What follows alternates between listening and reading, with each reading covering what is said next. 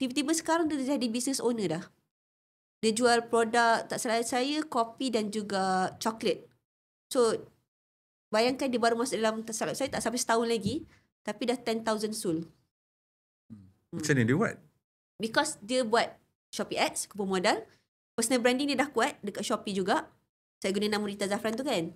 And then bila dia masuk TikTok, dia go with the same persona. Dia mula start video dia, dia mula start, tak saya grow account dia, dengan hanya buat video cari dia prep makanan, lifestyle. Dari situ orang macam interested.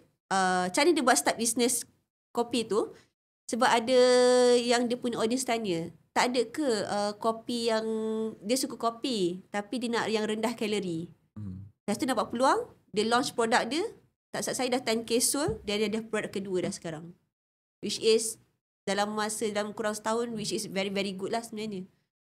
Okay, tapi daripada apa yang saya dengar tentang all the case studies orang-orang yang dah berjaya kan, cara dia start business tu lain sikit daripada apa yang Puan Ain cadangkan.